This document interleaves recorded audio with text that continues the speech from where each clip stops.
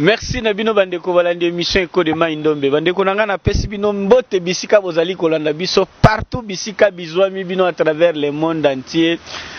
Bandeko bazolanda biso pe na ba radio communautaire vraiment na pesi bino bambote belé na yebsaka bino na bi bandeko TV za radio te mais lelo ezali bilili. Donc ça fait beaucoup de temps oyo esengelaki quand même to sololana bino to solana ba autorité à province. Voilà lelo une opportunité. À travers cette émission, Oezo Sangsabino Bandeko Bazolanda Biso na poto partout. Lelo, c'est une occasion pour Nabino de découvrir la province de Maindombe après la démission du gouverneur Mputupol. Bandeko, Teoki Bandeko Musu Bazol Bawabi que crise politique na kati ya province à Maindombe, mais lelo Bandeko to tambolina équipe na biso to kokutanana. Le gouverneur en place, celui qui fait l'intérim, il y a gouverneur Mputupol, Toyeba. La réalité nini contexte politique actuel il y a province parce que kokis kingani de gauche à droite na réseaux sociaux à tout moment bozo ganga bozo koma obo kokai kokoma mais lelo motinda bina bino mwana na bino lobi te ndeko na bino lobi lokwa to saela ka bino to ya to kutana na gouverneur ya biso ya province celui qui fait l'intérim il y a gouverneur Mputupol to sololana eto yeba qu'est-ce qui se passe réellement. Les Kamango et Zalinine. Bandeko ba province mususu par cette occasion pour profiter de la vraie version de ce qui s'est passé dans la province de Maindombe. Je préfère plus avant qu'on appelle ça comme on a lui va se présenter devant c'est sa toute première fois Bandeko. Il y a se présenter devant Bino Boyeba. Actuellement, il fait quoi dans la province ya Maindombe? Bonjour Excellence. Bonjour Ndeko journaliste. Excellence, c'est une occasion Bandeko, c'est la toute première fois Bandeko bazana pour ça Bayeba. Na plateau na yo Eko de Maindombe, vraiment félicitations parce que Toyambiyo, c'est une occasion où Bandeko Bazali partout à travers cette émission, ba fidèles téléspectateurs et auditeurs, Bazoyo Kayo le loba découvrir Nanyo Azali Liboso na bango. Merci mingi ndeko journaliste Nandengo Wutro loba wana. Ngai nazali maître Jacques Mbombaka Bokoso. Oui. Gouverneur ad intérim ya province ya Maindombe. Oyo nazalaki avant tout vice-gouverneur ya province. À partir du moment il y a démission, il y a gouverneur il y a Mputupol. Oui. Nde esalike lelo nasala intérim comme gouverneur ya province ya Maindombe. Voilà, merci Bandeko, ça c'est une occasion. Naebi que après cette émission Bandeko baza na YouTube déjà, ils vont faire des réactions.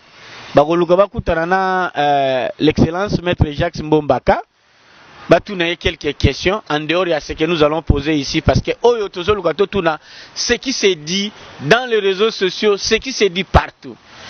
Excellence, tous les amis sont clairs. Émission oui, tous les clairs parce que récemment ou avant d'émission il y a gouverneur Mputupol, balobi démission na yesa qui na volonté d'abord il y a yemogote mais poussé par maître Jacques Mbombaka parce que ba monaki yo na avion zo kende na ba député et tout le coup na lo bango bien na lingala et tout le coup ya ba député do yo kendaki do yonde muto zali kwa muto ya kendeki kolongola ye lelo bisto yo kutana po yebisa bandeko vraie version ya fait ezaki nini. D'abord ce qui singa makasi na ndengo lobi ke Ngai Nde Nazalaki, à la base, il y a départ, il y a gouverneur Mputupol. Je pense que téléspectateurs au Landangai, la plupart Bana Maindombe, vrai Bana Maindombe, Yebiki est gouverneur Mputupol. Ça veut dire Azali, Motomoko, Akoli, Nabosango Koleka. C'est-à-dire que au Moni Nandenge Akoleli. C'est-à-dire quelqu'un de très juste. Oui. Moto azali na ba valeur oya pronaka. Na tango moni soki oza na ba valeur mosusu ozo protéger na politique parfois ezaka difficile. OK. Na ba raison oya estimé yemoko personnellement convaincu à démissionner. C'est-à-dire que c'est vrai, au monde na politique etozoya okoki kozala la vision na yo peut-être koki koya kozala concrétiser juste na suka mandat na yo, c'est-à-dire olekisi première année, deuxième année, troisième année, quatrième année 5e année, à quelques mois, il a fait un mandat, vision est comme concrétisée.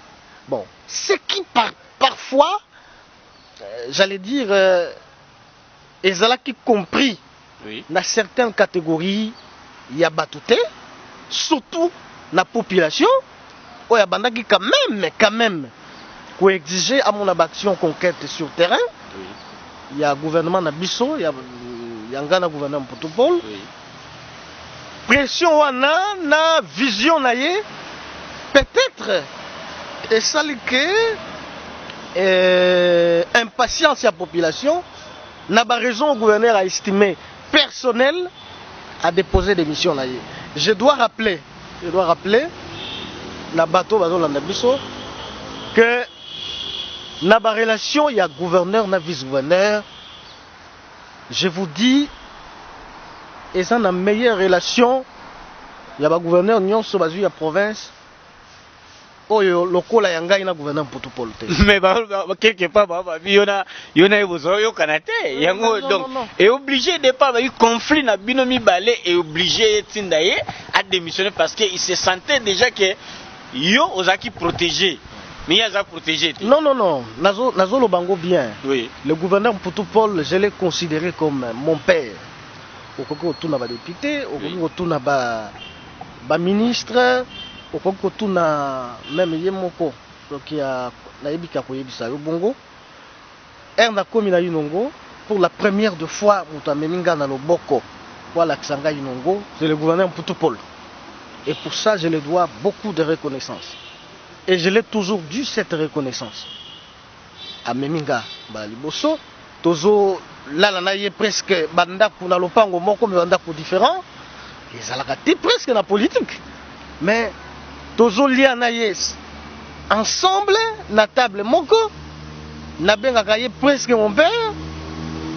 Moi, je suis maman Langai. Donc, il y avait vraiment un climat, il y a sentiment, il y a mot douce, Wendy, Oyo, ils ont vraiment coquille cause à la tête la politique entre certains acteurs politiques. Mais Bisso, Tokena qui vraiment beaucoup plus l'aspect à Bonzambe, il y a confiance, na papa Nangai en tout cas. Tofandi Bongoti, Okoko Yogata Sango, Sokotuni Bana Inongo, on vous dira jamais, Bandana Libandeli. Si le gouverneur a eu la décision pour démissionner, Totikala atako zala na conflit ata mon côté et atako mon côté. Voilà. Donc bit ya démission na yo pe en tant que vice na yo. En tout cas, bit a démission ya gouverneur pour tout jusque là, yemoko kaka yebi. Mais yo vice na yo bozaki tike moko. Bon, au moni je dois te dire, c'est vrai, ezaka ndengo utoloba. Oui. Il s'est fait que ngana zaki na Kinshasa. Gouverneur Azaki na Inongo, député a eu décision ya kozonga.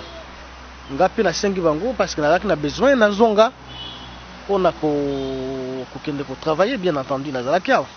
Ndenge to zongi. En tout cas, même version ya ba député wana to bando kena bango na avion moko. Et zalaki ya ko déposer motion contre le gouverneur. Au départ, bazalaki na initiative ya motion te. Peut-être à partir du moment où il y a des preuves, au-delà de tout doute, des preuves palpables, il y a initier motion. Bon, motion de défiance contre la personne, il y a le gouverneur Potopol. Ben, vraiment, le gouverneur peut avoir une décision, il y a qu'à démissionner. Alors moi je me dis, est-ce qu'ils étaient entre pression et la population, entre action où ils ont mené le Parlement, Ndeyo pousser à démissionner d'une manière personnelle, reste à savoir, reste à poser la question. Ndenge na solo linaye, a singa que non, a démissionné pour une raison oyo y a estimé personnelle. En tout cas, nazala quitté na droit ya kokota pendant que nous a démissionné. Oui, question que nous a démissionné, et ça la choc comme nous. Alors je n'avais pas le droit de scruter dedans. Il faut que les critiques à moi tant les cas et puis avec le temps pour la couiller, réellement raison il y a des missions il y a gouvernement Potopol. Mais excellence, quelque part, tant le gouverneur Poutou-Paul a démissionné. Mais les gens sont très mécontents. On croit qu'il peut démissionner, mais le même jour, non, Bisto démissionner parce que lui, il a dit que non, le gouvernement a démissionné, tout ça va assumer, va faire le courant, mais Batalaka lobby na Tongo, maître Jacques Abimi a lobby non. Le gouvernement a démissionné, mais Biso Togotikala, pour Mibeko Pesi Biso Ndingisa. Et ce qui s'est dit, que Kotikalo ils ont ça l'intérim actuellement ils ont dit d'une façon légale. C'est pas vraiment nami ndenge Mibeko na biso ya mboka et sengeli balobi que ils ont dit mentor a za ko protéger maître Jacques ne mutasali que atika yo anotika la ko ça l'intérêt une façon kaya ko écarter mputu. Merci mingi nalingaki vraiment la question na mutuni eza mutuna moko ya mutu ya koleka oyebi na kati ya mboka na biso d'ailleurs dans un système où va prôner pour l'instant état de droit. État de droit il ngolakisa esika mibeko ezwaka esika ya yambo. Voilà. République oyo mibeko etalisami na liboso ya makambo nyonso. Question ya démission eza volonté ya maître Jacques Cité. Eza question oyo eza réglé na mibeko na biso ya mboka. Que ce qui gouverneur a démissionné, ça la kandenge nini. Ce qui vice-gouverneur a démissionné, et ça la makandenge nini. Et cette question a été réglée dans la loi électorale. Loi na biso organisée par l'élection et comme ça biso ba gouverneur. L'article 160 alinéant 1 et 4. Voilà, je crois que Zalak même rappelé la correspondance à ministre intérieur. Mais que prévoit cette disposition légale? Article wana eza ko prévoir nini? Je crois que c'est important batu bayeba pour être batu pe basi bayebi eloko wana. Est-ce que ce qui gouverneur a démissionné na ba ministre na vice gouverneur ba onyo so akwei ayibino boy ko kende ekotikala ndenge boy ko kende c'est comme likambo ezali population azolanda biso sabi ke bino boy ko kende mibeko mboka ezoloba boye population ezolanda biso eyeba mibeko elobi boye article 160 alinéa 1er elobi boye lorsque le gouverneur démissionne. En cas de démission, voilà, et le Bongo, démission, de décès, d'empêchement définitif, de révocation, Nakamususu, ce qui gouverneur par exemple, la poursuite, objet à poursuite judiciaire, le gouvernement provincial est réputé démissionnaire. On a alinéa 1er, il y a article 160. Alinéa 2e, lango elobi boye. En cas d'une motion de censure, c'est-à-dire motion de censure, ezali ndingisa ou epesami na ba députés provinciaux, ceux qui ba monique gouvernement na bino travailler malamu te, ba sali bino motion de censure pour bokende bino nyonso. Ce qui n'était pas le cas na problème na biso ya province ya Mai-Ndombe o le gouverneur yemoko azaki visé na motion de défiance. Or en cas de motion de censure, le gouvernement provincial est réputé démissionnaire. Donc, comme il y a deux cas. Oui. Cas ya liboso balobi en cas de décès, gouverneur Akoufi, en cas de démission, gouverneur Atiki, pouvoir, en cas d'empêchement définitif, par exemple, le gouverneur a eu malade, Moko, il conduire et a dirigé sur l'état. Quatrième cas, en cas de poursuites judiciaires contre le gouverneur. Et cinquième cas, en cas de révocation, c'est-à-dire le chef de l'État à Kolobake, bon, le gouverneur Wana, n'a mon vraiment à Salimoussana et Malamouté, va révoquer. Nabaka Wana, gouvernement provincial, est réputé démissionnaire. Voilà le premier cas. Deuxième cas, ce qui va initier une motion de censure contre le gouvernement provincial. Le deuxième cas, on appelle gouvernement provincial, est réputé démissionnaire. Dans le deuxième cas, article ils ont continué le dit, dans ce cas, le gouverneur présente sa démission auprès du chef de l'État dans un délai de 24 heures. C'est-à-dire que ceux qui va viser par une motion de censure yo gouverneur aux censé présenter démission na yo après vote à motion wana dans un délai de 24 heures. C'est question d'RAR. C'est vraiment une matière qui requiert célérité. Ceux qui ont déposé alinéa 3e et les sous na lobby dépasser ces délais, démission wana est commis automatique.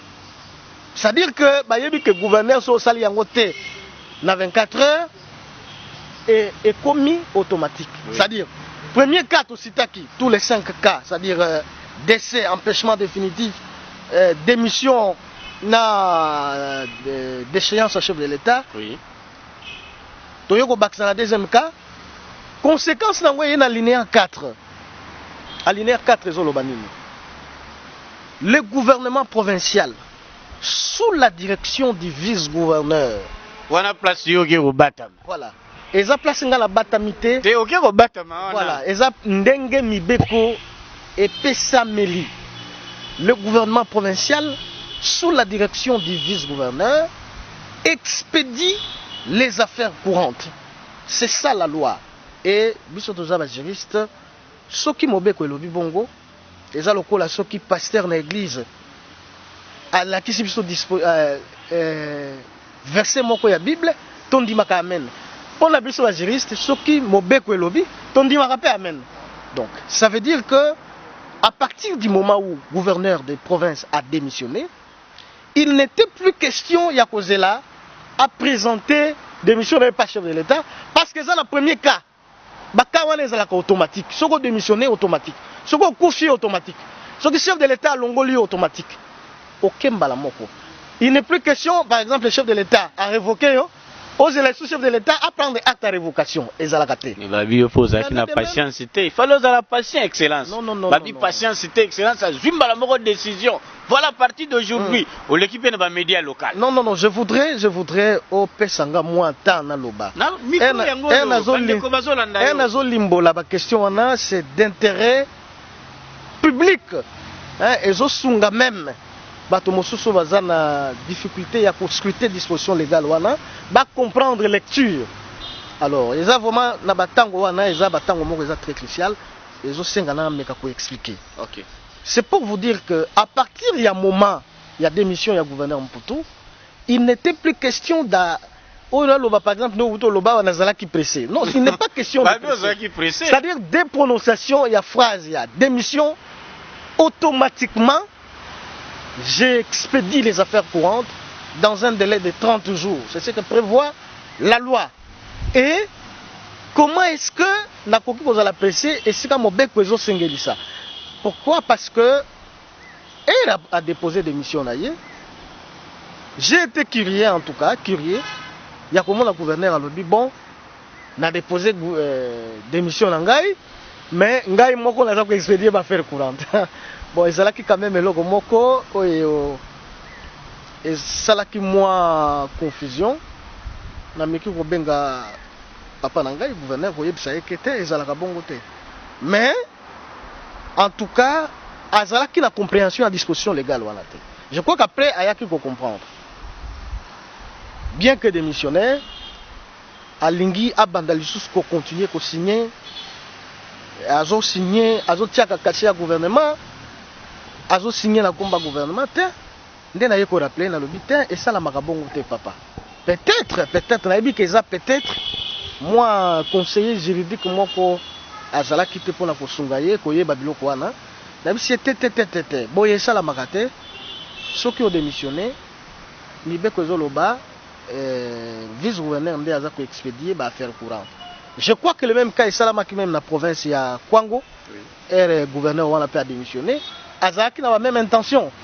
C'est pourquoi c'est ça qui vice-premier ministre, ministre de l'Intérieur, a rappelé par sa correspondance que Bino gouverneur va démissionner. Désormais, c'est vos vice-gouverneurs qui expédient les affaires courantes, pas plus, pas moins.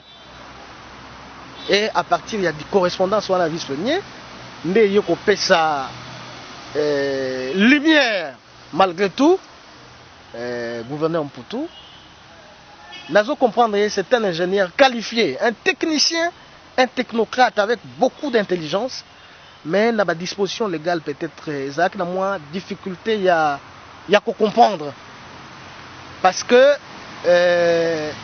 même ata le vice-premier ministre ayo ko initier courriel na yo wana correspondance wana ya kanisi que bon vice-gouverneur akosala intérim pendant 30 jours et après bakoli kozongisa ye non c'est-à-dire que ceux qui ont démissionné ils ont un acte libre bapusaka mutu jamais à démissionner. Démission c'est quelque chose qui est fait d'une manière volitive, voilà. Un vouloir de la personne, il dit vis-à-vis de ce que je vis, je laisse. Et c'est un acte responsable, c'est un acte de bravoure, de courage. Et que ce que ça yango, oui. Vraiment tu sortais tout. C'est quelqu'un à respecter. Oui. Mais ceux qui ont sali yango, c'est comme si ils ont un problème là, ils ont le logo qui même jusque là, on appelle à comprendre. Excellence. Vous avez dit que les téléspectateurs vont la biso sikoyo, la biso partout. Quelques-uns vont dire mais excellence, vous avez dit que bilan ya mputu pour les alliés bilan naé. Binomi balé boza bilan moko. Ceux qui vont député vont reprocher mputu Paul Balobi que non, il faut qu'il ne passe que gestion opaque ndetu landaki. Trop de dettes. Mais quand même, vous avez quelques informations concernant Banyongo et la province. Mais Banyongo est aussi la Mukoni. Voilà. C'est vrai. Qu'est-ce qui se passe dans les Gamba Banyongo? Oh, 520 000 $, oh, 150 000 $. Histoire de banque et banque. Qu'est-ce qui se passe, Excellence? C'est vrai, merci Mingina Motuna wana Otuni, eza Motuna moko eza na Bompi Kiliki. Oui. Olobi, gestion eza commune entre Ngai et le gouverneur Mputu Paul. Oui. Oh, vraiment se qualifier et que je continue à qualifier comme mon père. Et sa gestion commune, il est gouverneur, il est vice-gouverneur. Mais comment ça peut-il se faire que gestion des la tabisomi balé et que Nganazo responsabilisé Kakaye? C'est ça la question, non? Oui, oui. Voilà. Il en va de la responsabilité. Il y a gestion, il y a mandat à Bisso. S'il était le cas que Nazaraki impliqué dans la gestion, Nazaraki impliqué dans le problème de la finance, mais motion wana de défiance. Les députés basala motion de défiance. C'était d'ailleurs la lecture au début. Les députés bazoloba, mais comment Makambo yoko salama vice-gouverneur Azawana, il est censé quand même connaître. Gouverneur à cause par exemple Nyongo, à cause Mbongo. Na Ecobank, à Mbongo, na Freeland, il y a montant, il y a plus de 520 000 $. Est-ce que vice-gouverneur Naye a bien voté? Je crois que ça peut-être une des questions ou des situations où ils ont parmi, il dit que le gouverneur pourtant a la qualité est belle.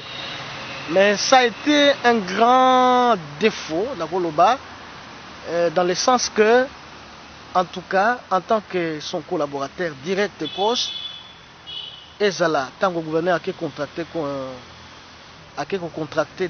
dette à Freeland. Ezala, tant que contracté dette à Ecobank. Ngai, collaborateur na direct.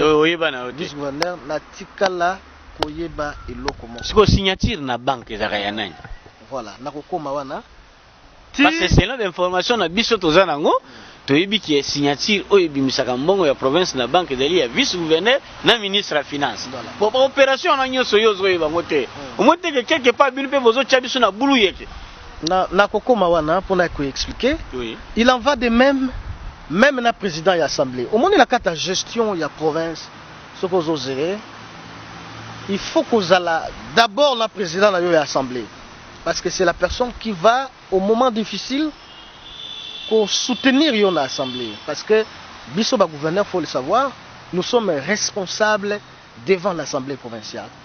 Et par relation, il y a tout un gouverneur, na président de l'assemblée, il faut de franches collaborations. Oui. Il en va de même. La relation, il y a gouverneur de province, Nyonso, la vice-gouverneur. Un gouverneur, où il y a la politique, sans que Azala, vice-gouverneur, la président de l'Assemblée, parfois c'est toujours difficile. Et puis tout politicien a compris qu'on dépasse les règles. Parce que ceux qui battent au courant, il y a Makamounion sur Sala. lobi soki problème ekomi bako soutenir bako côté makambo wana pour que vous trouviez solution d'une manière clarifiée. Mais à partir du moment où Batouana bayebi angote, eza lokola yo boye, au fan nanda kuna ndeko na yo, bayebi soki ndeko na yo, a wuti kozwa $1 million, ou bien a wuti kozwa $500,000, a wuti kozwa $2 millions, ou même plus. Et puis baye balingi bakanga bino. Yo zwaki te, ye azwaki. Oui. Bon. Bayebi si yoke yo lobaka kenga na zwaki te, po bakanga yo te poto yebi mutayi bakezai. Yo ko lobake bon, lokola ligande ko langa mi ngape la yibaki. Tozaki biso mi balé, non, ça se fait pas comme ça. Il faut qu'on soit la claire. Moi je pense que jeunesse au tozalelo. Oui. Il faut qu'on apporte tous moi qu'on a kata gestion, il y a choses publiques. Les lots, un peu partout, problème, il y a opacité dans la gestion, il y a finance, il y a l'État, et ça un peu partout. Alors, le lot, regarde l'âge que j'ai. Na koki jamais qu'on dit ma. À 29 ans d'âge que j'ai, na sacrifié carrière politique langa. Oyo, na kokende peut-être boye. Si, je ne sais pas. Pour na kenda ko compromettre. Na joie par exemple mbongo ya l'État naïba. Moi je pense que nous devons changer la mentalité dans la politique. Et mokonzambo kawaye asika ezape vision na ye. Ya kozwa ba jeune oyo bazako na kolo babaye ko valoriser mentalité. Il y a gestion, il y a eloko, il y a l'État, c'est-à-dire il y a gestion, il y a choses publiques. Et je crois qu'il est l'heure, bah, occasion à Boyaka 2 fois. Oui. Tu as posé une question importante. Oui. Makamba Boyezo Salama, est-ce que Mbongo, Nakata province, Toyoka Kabalobi, est vice-gouverneur, est ministre des Finances? Binomi Balé, Batouza, la signature de la banque. Oui. Je vous dis, Eza Makamoko peut-être na Koko ya Koloba Wate, mais le coup posé question, on a batopé, gesticulé, lobby. Et ça tout à fait important. J'étais seulement dit, ce qui vice-gouverneur en Aza ou ministre des Finances Aza qui est impliqué dans Kataba, Makamboane et les Kaki, mais motion on est la des censures, il y a la motion contre un individu, il y a la motion du gouvernement provincial. À partir du moment où le député va vérifier l'information, bah moni contrairement à ndenge yo lobby boy ba on peut bazaki na même information ba ye komona ke makambo wana esalami kaka na moto moko ndo moni bazui décision ya ko initier une action contre moto asalaki makambo wana. C'est ça d'une manière bref sans kokota na ba ample détail pour la ko loba ba biloko mosusu oyo koki ko pesa pasi. C'est vrai gestion ndengo lobby wana makamba nyongo ezo sala quand même moi pasi hein. Comme la province a vu sur Maïndombe, il faut tout l'ingayango, des journalistes. Il faut tout l'ingayango. Et la province moko na koki koloba, et ça peut pauvre que les province n'y sauté.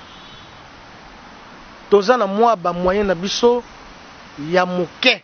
Oyo ke soki kaka eza na volonté, to koki ko sala ya mingi te, mais ya moke wana to ko sala yango. Ya moke wana e ko salama. Alors, Yomoko Butolobawa, il a pris au gouverneur Erto Komi. C'est vrai, la difficulté est là. Il fallait qu'il trouve un moyen. Il faut soulever que le gouvernement provincial n'a biso Erto Komi, il bosse la biso le gouverneur Gentini Ngobila. Je vous dis que ndeko journaliste attend un likuta. Il y a Nyongo, il y a province Azaki, il y a banque Azaki. Mais na qu'est-ce que le goût a quitté? Bon, il faut dire que c'est vrai. Tant que le gouvernement a biso yoko kota, to yoko kuta gouvernement Ngobila wa azaki déjà élu na Kinshasa, azalaki na vice-gouverneur na to ça qui remise et reprise na yé. Je vous dis vrai, na ko koma la point ya na ko aborder point ya ba recette. Oui. Province na biso Maïndombe eza na moins situation sur le plan il y a ba réserve. Oui. Hein, pour travailler dans les fonds propres, Oui. et puis bon, émettre réserve, et ça un peu difficile. C'est-à-dire que ce que vous avez pour gérer la province de Mai-Ndombe, ils ont 5 AP de départ, ils ont un sentiment de contribuer au développement. C'est-à-dire que ce qui difficulté, ils ont des moyens, on pèse à quelque chose. C'est ce que le gouvernement Ngobila faisait. Parce que ce que vous avez un sentiment, il y a qu'on s'enrichir na ba moyen na biso la province et ko tambola te parce que toza na ngo ebelete. Oui. Toza na yango ebelete. Et c'est pour vous dire que ma recette comme j'allais dire ma recette na biso eza ebele vraiment te. Na kota directement na point wana ya ba recette. Imaginez ce qui ont examiné par rapport à ba dépenses beaucoup effectuées. DGRM, Régie provinciale na biso, Oui. ils ont la capacité de production où ils ont vraiment au-delà mingi mingi te. To vivara premièrement dans la recette na biso ya évacuation. Oyo na mois akoloba même oui na mois et ko varier entre ceux qui basali régie travailler malamu et que ils ont ba problème à mikem qui ezo le kate. Beaucoup de 80 millions, 100 millions, voire même 150 millions Oui. de francs congolais. Ça veut dire, ceux qui ont 100 millions. Généralement, dans l'expérience, on a moni bambong les cas, même DG à DGRM ou à Kendaki. Franklin Poto, dans le rapport après révocation, a révélé qu'il n'a qu'à rapport que chaque fin du mois, DGRM est versé au moins 45 000 $. C'est-à-dire 45 000 $, ça va 90 millions. Admettons que tu as 100 millions, 50 000 $. Ceux qui ont 50 000 $, la gestion, il y a une province par mois, n'a pas obligation d'avoir charge, ça paraît minime. Pourquoi ça paraît minime? Parce que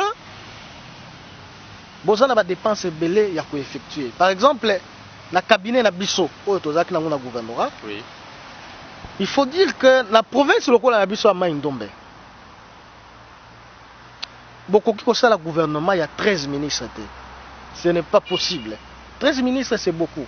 Parce que ceux qui basent, par exemple, admettons que baza 13 ministres de Tobandaki. Oui. Vous avez 50 000 $. Vous avez à chaque ministre 3 000 $. Parce que le ministre, il a quand même fonction honorifique. Oui. Beaucoup de ministres étaient mendiant, sans avantage, sans autre chose. Non. Et ça va de la crédibilité du gouvernement provincial. Les ministres ont par exemple 3 000, alors que la recette n'a pas 50 000. Ce que j'ai 3 000 fois 10 déjà, 10 ministres, ça vous fait 30 000 $. Ce que j'ai les restes, ça veut dire que 3 ministres, ça vous fait 9 000. Donc, ça vous donne déjà 40 000. Là, 39 000, mais 40 000 $. Et que d'abord, on a paiement à la ministre. Et, cabinet, ce qu'on a en dehors à la ministre, conseiller, Kingandi, ça veut dire, cabinet, vous m'avez constitué. Et ça vous fait une enveloppe de plus. Donc, et comme gouvernement provincial, et comme budgétivore. Et le coin de la province, et se développer. Pour les moyens, ils sont minimes. En dehors, les moyens, on a des sociétés, les taxes sur la superficie, où ils sont dans la société, et se développer. Taxe à Liboso, on appelle ça Sodefort. Société, on a Sodefort, Boyebi, na état où ils sont en Sikoyo. Sodefort, il y a Sikoyo, et ça, à l'époque, il y a grand bande de bouteilles. Baza presque faille. La société n'a pas vers la faillite. Ba moyen baza qui en tant que société, le lot, ils ont les quitté. Et ce qui fait que par année, normalement, sur des forts à foutre à la province, il y a 400 000 $. Mais 400 000 $, on a difficilement. Pourquoi? Et parce que Mai-Ndombe est la société belete. Oui. Bozaka na so de fort na era. Bon ba mususu ezali lokola ba sifoko na ba folak consort baza na moito ya participation ya muke d'à peu près par exemple ceux qui n'a vu folak 10 millions de francs congolais. 10 millions de francs, ça veut dire une affaire à 5 000 dollars. Oui. Hein, vraiment. Mais sur des fois, on va foutre bino par an. Une année, on va foutre bino bon, faut là qu'on a le recette annuelle ou à foutaka. Mais par an, sur des fois, on va foutre bino 400 et quelques mille dollars.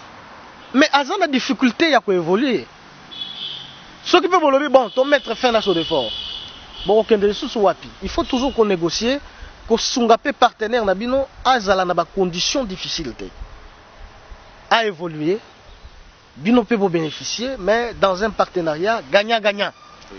Il en va de même dans ERA Congo. ERA, il faut le dire, à Futaka province, par année, avant la taxe à Futaka, je crois, d'environ 200 000 dollars. Par année, année. Or, les dépenses sont effectuées et ça courant.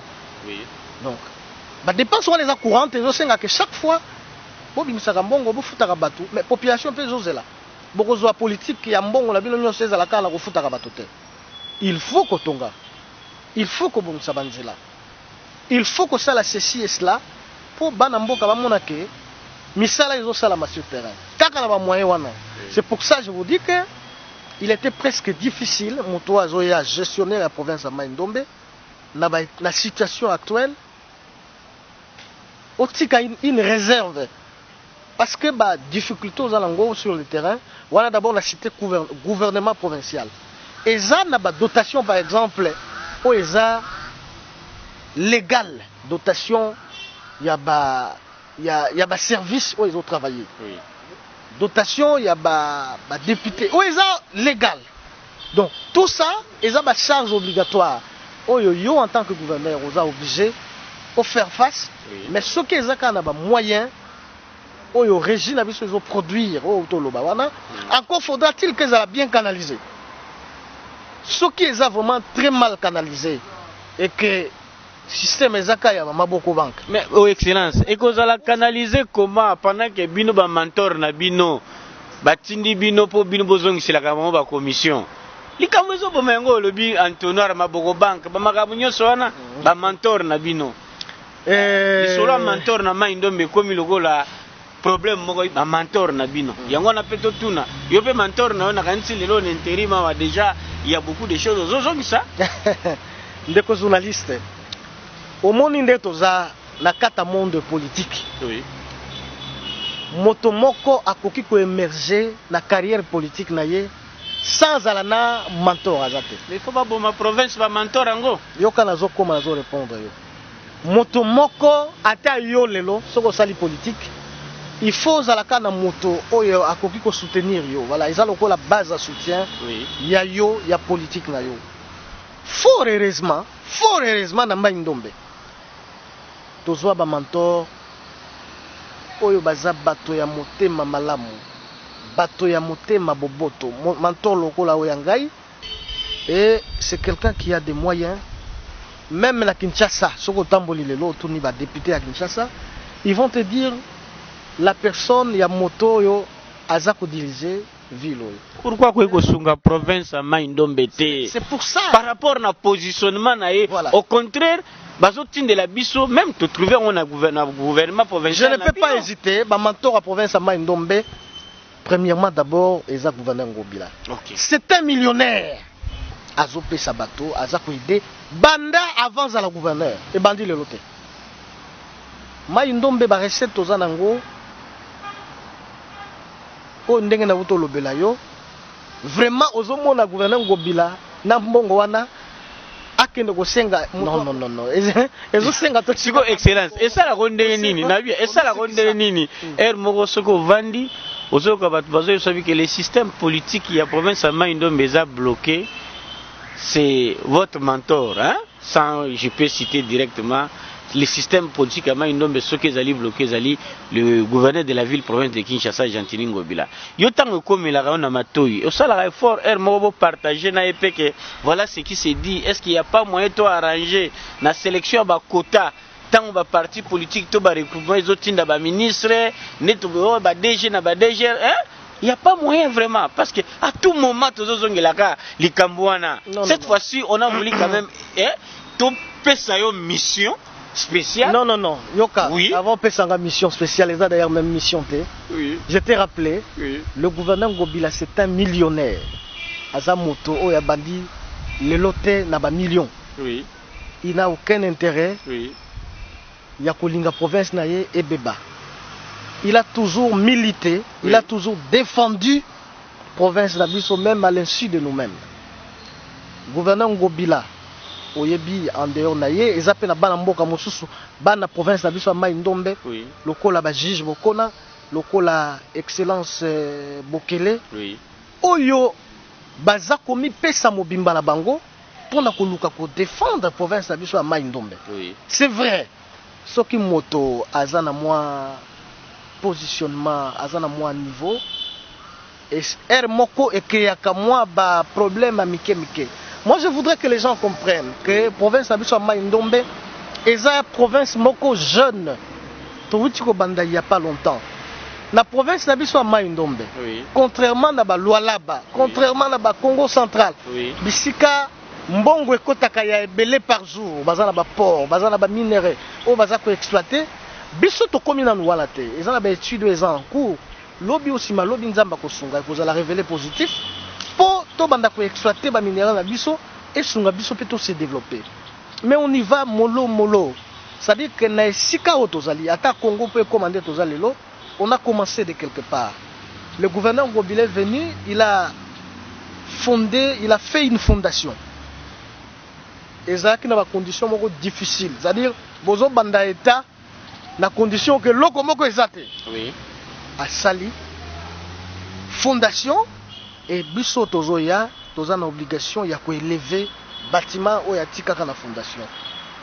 Au lieu to kota na kata ba considération personnelle et tout ça. Oui. Total la plus avantage ya kotonga province la biso ya Maïndombe et kende liboso qui ko garder jalousie, rancune et que sais-je.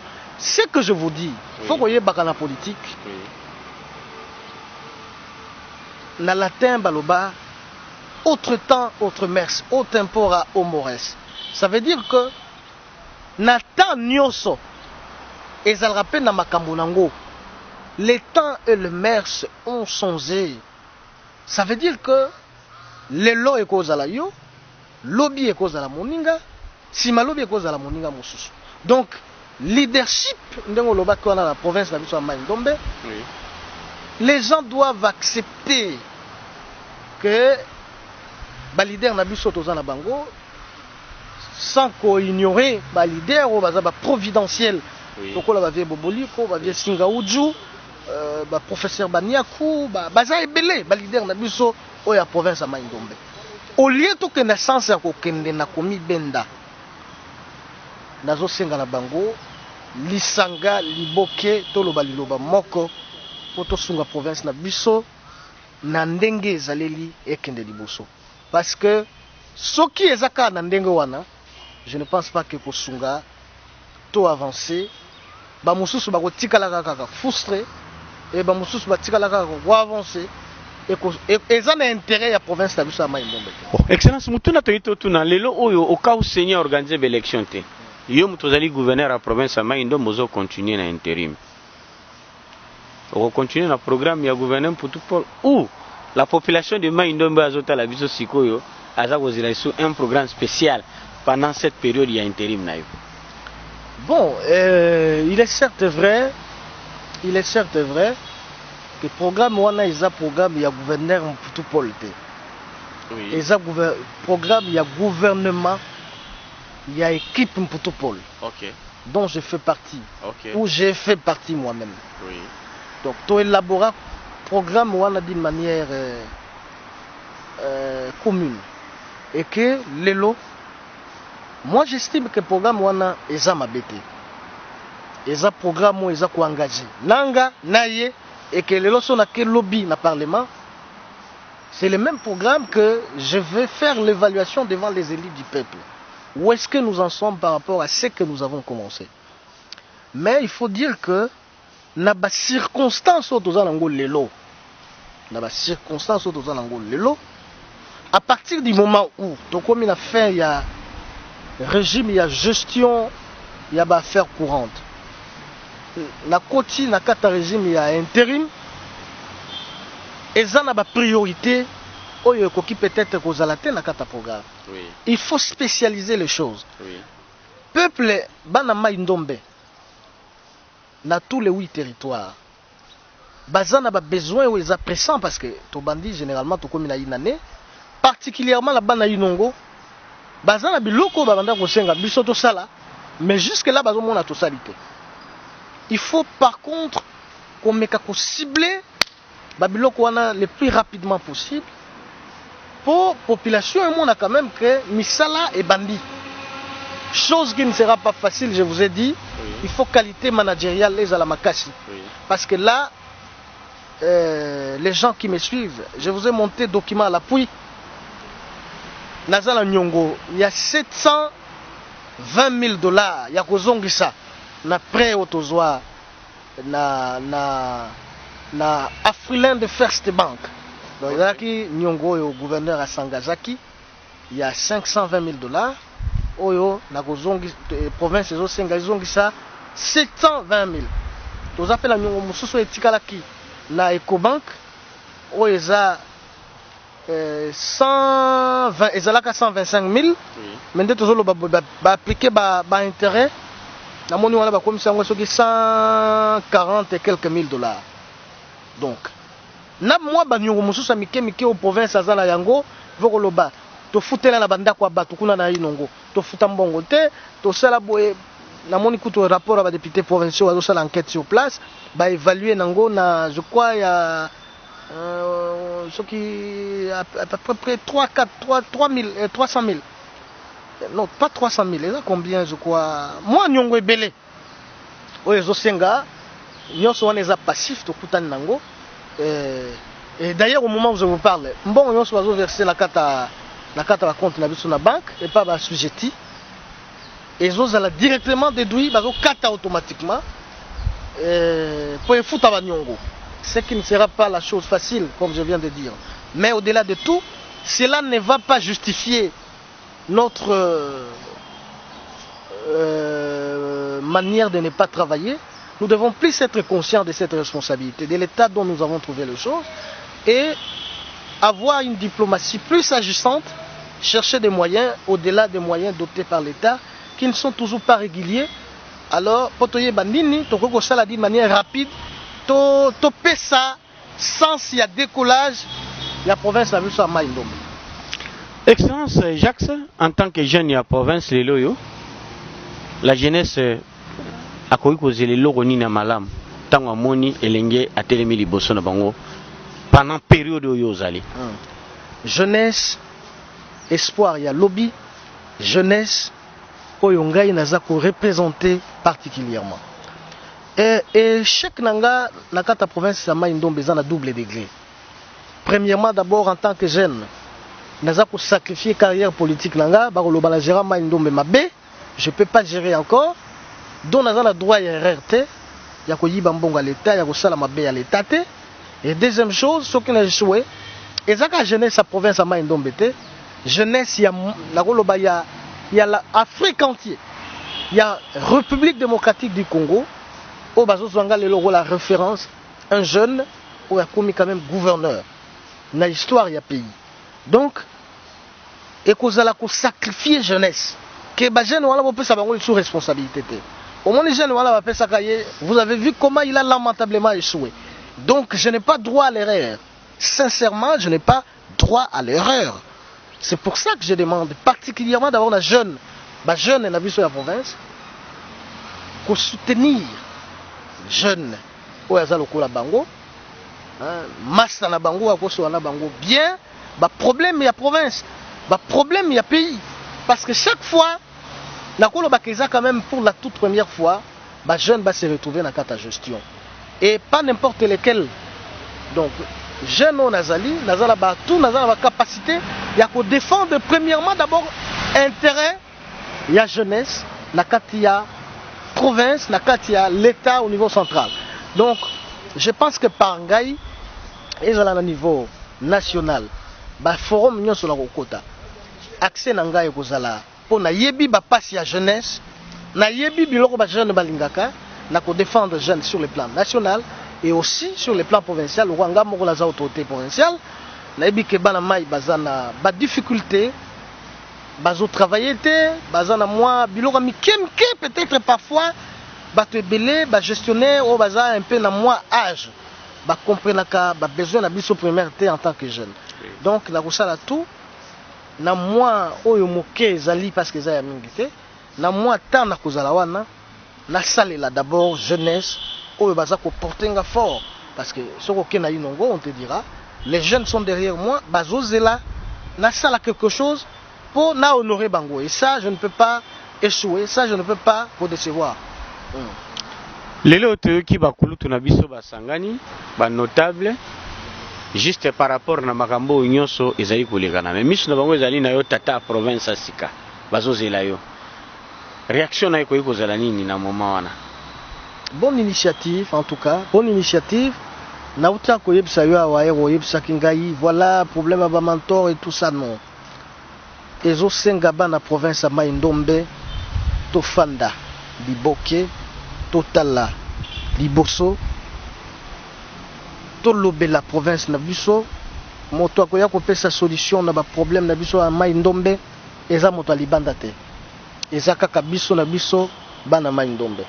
Lelo quand même mekoza la mabe soki yo lobi okomi lokola ndena za boye na ignorer bato bazalaki liboso ezalaka te toyebi ba vie singa oju ba papa boboliko baza ba mikolo oyo bayebi histoire ya province na biso Mai Ndombe oyo bayebi histoire ya pays na ba conseil na bango ekoki kopesa biso mayele ekoki kopesa biso bwania ya kokende liboso et tozana intérêt ya ko approcher notabilité ya ko approcher bana Mai Ndombe ya solo poto solo la makambo etali développement ya province na biso ekoki ko uta libanda te eko uta kaka na ba notable wana eko uta na biso nyonso liboke et na kanisi ke initiative aboye eza initiative ya ko soutenir ya ko louer ya ko solo na bango ya ko yoka pe bango l'un ou l'autre à cause de la évincé à cause de la frustré à cause de la problème oyo à cause koloba pour union ezonga oyebi même ata la province où vous dirigez soki kimia ezalité boko sala pe eloko moko te. Donc il faut ko approcher notabilité ko solana batonyo sont ensemble pour la kotala ndenge nini tokoki ko avancer na province na biso Mai Ndombe. Donc je crois qu'une telle initiative est la meilleure et nous devons tous le soutenir. Voilà, merci Bandeko na Pesibino, merci ndenge vous disposez temps ya Rolanda biso partout vraiment bisika biso amibino boyoki biano ototuni mituna na biso biano nango epesami Bandeko ba réaction na bino to lembaka yango te na bisaka bino na lobby émission oyo ezali émission ya province na biso ya Mai Ndombe et permettra biso toyeba nini ezali koleka na kati ya province na biso. Excellence, message ya suka na kanisi ezali ya suka te na plateau oyo et puis nini okoki koloba à travers cette émission Écho de Mai Ndombe oyo ezali kosala yo d'abord kopesa yo lokumu na bamboka nyonso balandi message na yo ezosala fierté pe visibilité ya province ya Mai Ndombe. Na sepeli mingi na kumisi nzambe na mosala kitoko bozosala mpona koyokaka makambo ndenge ezoleka na kati ya province na biso. Écho de Mai Ndombe émission oyo esungaka bana Mai Ndombe base retrouver na 8 territoires mobimba koyeba makambo ndenge eza koleka ezalaka toujours proche na bakondi proche na population mpona ko éclairer lanterne ya makambo na biso ya province ya gestion ya province koyebisa la bandeko ke motuna ya liboso ndenge otunaki ngai ya départ à gouverneur en protocole. Non, ça a été d'une manière délibérée. Bon, mon acquis na Ngouma, oh non, mais voilà, aux à la base, non. Na ba député ya opposition, na ba député ya majorité, bazala qui mobilisé comme un seul homme pour na ko na eloko wana oui ça la machine à parlement. Et donc, ce n'est même pas le gouverneur Jacques Mbombaka aujourd'hui qui fait l'intérim, qui serait à la base de son départ. Aussi, il faut dire que Nabana Maïndombe Nyonso, notabilité et toutes couches de population confondues, des cœurs, tous alliés ensemble, tous en a besoin, il y a conseil Nabango, tous en a besoin, il y a conseil, il y a Koloba, où il faut faire en sorte que, et faire avancer la province, c'est vrai, Naza jeune, oui, na koki ko se sous-estimer te.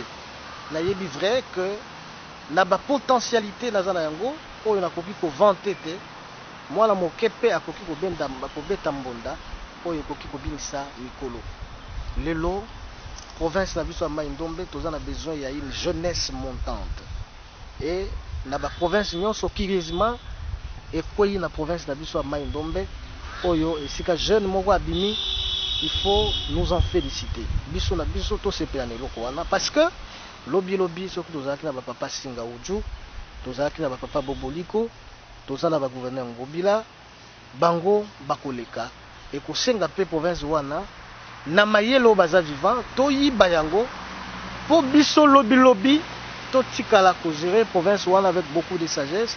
Mayele bango bakopesa pe biso to transmettre na ba génération oyo koya na sima na biso po ete mayele boanya kimia na biso ya province ya Mai-Ndombe parce que pour koloba yango bana Mai-Ndombe ezali na province o wana nde batovaka plus d'intellectuels babimaka kuna na Mai-Ndombe et donc faut garder ba valeur ezali la patrimoine na biso commun à nous tous pour tous en intérêt ya ko protéger pour na ko fédérer ba couche de la population sans distinction, sans discrimination pour na ko sala en sorte que province na biso et se développer.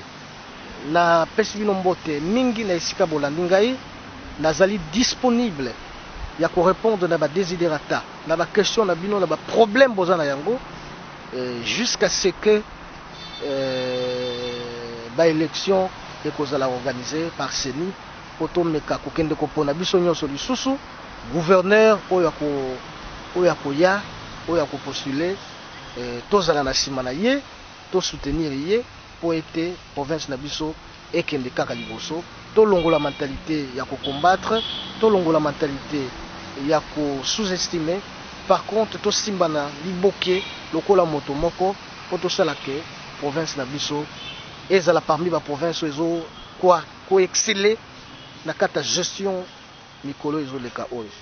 Merci Mungu. Mai-Ndombe bandeko toutai kosolola na tata na biso ya province oyo tozali na ye mikolo oyo na pesi bino merci nde bolingaka biso à tout moment ba réaction na bino bandeko bolandi biso partout na bisaka bino na lobby bao bazolanda biso na Inongo na radio Sadem baneo bazolanda biso na Nyoki na radio Colombe na radio Telema na Semendwa et pourquoi pas en direct à radio Central FM bandeko bazali kolanda biso na Central TV bandeko bazali kolanda biso na chaîne YouTube na biso Bankombu TV na senga bino bo s'abonner parce que ezali chaîne ya bana Mai-Ndombe ça ici a ende ezali ndako koyoka lisolo e betami donc na pesi merci mingi na équipe technique oyo ekambi biso lelo bandeko tokutani le même jour prochain numéro soki actualité ezali bokomona biso tokoya toujours koluka tata na biso ya province maître Jacques Bombaka merci.